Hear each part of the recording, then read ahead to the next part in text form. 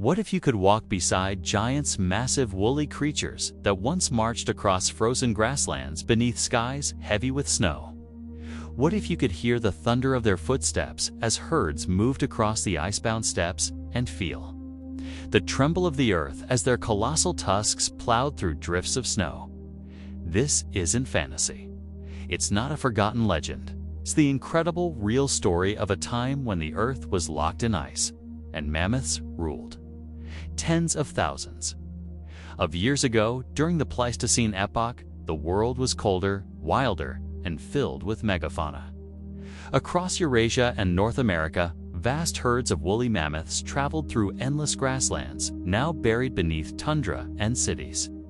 These Ice Age elephants were not only symbols of power and endurance, they were survivors, engineers of their ecosystems, and companions to early humans. But to truly understand the mammoth's place in our planet's history, we have to go back. Far back, their story begins nearly 5 million years ago, with a distant ancestor known as Mammuthus subplanophorans, a species that evolved in Africa. Over time, these early mammoths migrated north, diversifying and adapting to the changing climate of Eurasia. Eventually, they gave rise to the most famous species of all, the woolly mammoth, Mammuthus primigenus. Unlike modern elephants, woolly mammoths were perfectly built for life on the frigid mammoth steppe. Their dense, layered fur could reach up to 1 meter in length. Beneath it lay a thick layer of fat, to 4 inches thick, that insulated their bodies in temperatures well below freezing. Even their ears and tails were shortened to minimize heat loss. Their long, curved tusks, measuring over 15 feet, weren't just for defense. They were tools.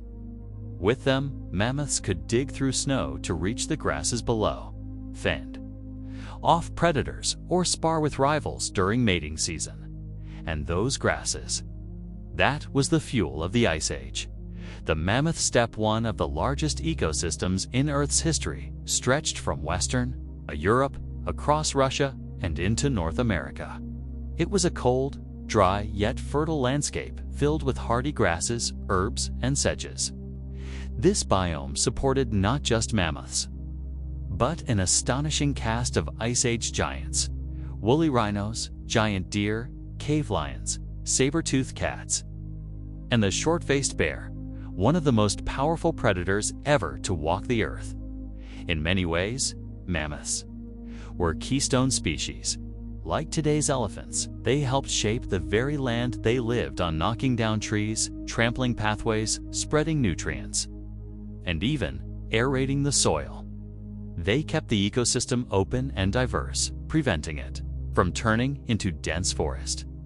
Their existence helped balance the populations of countless other species, and they weren't isolated from us. Humans coexisted with mammoths for thousands of years. We hunted them, we painted them on cave walls, we carved their bones into tools, shelters, and musical instruments. In the caves of Chalvet and Raffignac in France, in the icy plains of Siberia, and in the heart of ancient Europe, the image of the mammoth appears again and again, etched into stone as both prey and presence. They weren't just beasts to our ancestors. They were part of their world, their mythology, their survival. But then, slowly, and then suddenly, that world began to unravel. Around 12,000 years ago, as the last Ice Age drew to a close, the climate began to change dramatically. Glaciers melted, sea levels rose, vast grasslands turned into forests and wetlands. The cold, dry steppe that mammoths had relied on for millennia started to disappear. At the same time, human populations were expanding. With new tools, hunting strategies, and cooperative behavior, humans became formidable predators. Mammoths, already pressured by habitat loss, were now targeted more intensely than ever before. Scientists still debate the exact cause of the mammoth's extinction. Was it the warming climate that destroyed their food sources? Was it overhunting by humans? Or a lethal combination of both? There may never be a single answer. but the outcome is undeniable.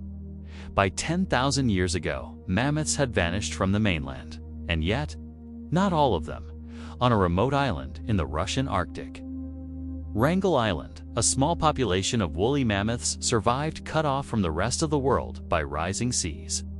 They're isolated in a frozen refuge. They held on for another 6,000 years. That means that when the pyramids of Egypt were being built, when the first cities rose in Mesopotamia, mammoths still walked the earth. But life on Wrangel Island wasn't easy. Genetic studies show that the mammoths there had become inbred.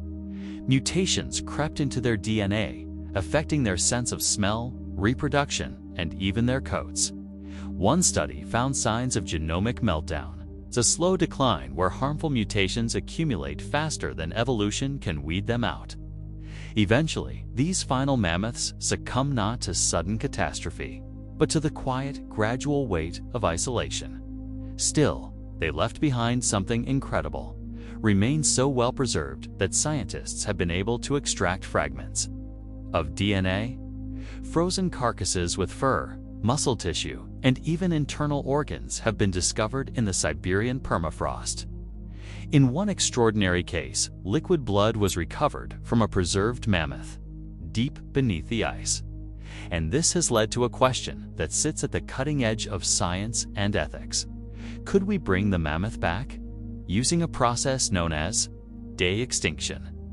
Scientists are attempting to insert mammoth genes into the DNA of the Asian elephant, their closest living relative. With the help of CRI, SPR, and other genetic engineering tools, they hope to create an elephant-mammoth hybrid that could, one day, roam again in the Arctic tundra. The goal isn't just to revive a species, but to restore an ecosystem.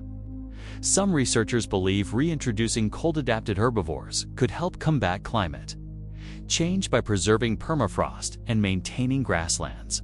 But this dream raises profound questions. What kind of creature would we create? Where would it live? And do we have the right to resurrect what nature has already let go? Whether or not the woolly mammoth returns, its legacy is already eternal. We carry its bones in our museums, its image in our art, and its genetic echoes in the cells of living elephants. It stands as a symbol of endurance and of fragility, of how life can survive for millions of years and still be lost in the blink of an evolutionary eye. The mammoth story is one of wonder and warning. It reminds us that the giants of the past were real, that we shared the earth with them, and that extinction is not a myth from the distant past. THEs, a force that still shapes our world today. So the next time you see a frozen plain, or hear the wind howling through the trees, imagine a time when mammoths roamed beneath that sky, when their breath steamed in the cold air, and their thunderous march echoed across the earth. If this journey into the ice age stirred something in you, it made the ancient world feel just a little bit closer, then help us keep these stories alive. Like this video, leave a comment sharing your thoughts, and subscribe to Extinct World to keep exploring the incredible creatures and forgotten worlds that shaped our planet. Because the past isn't just behind us, it's waiting beneath the surface, waiting to be unearthed.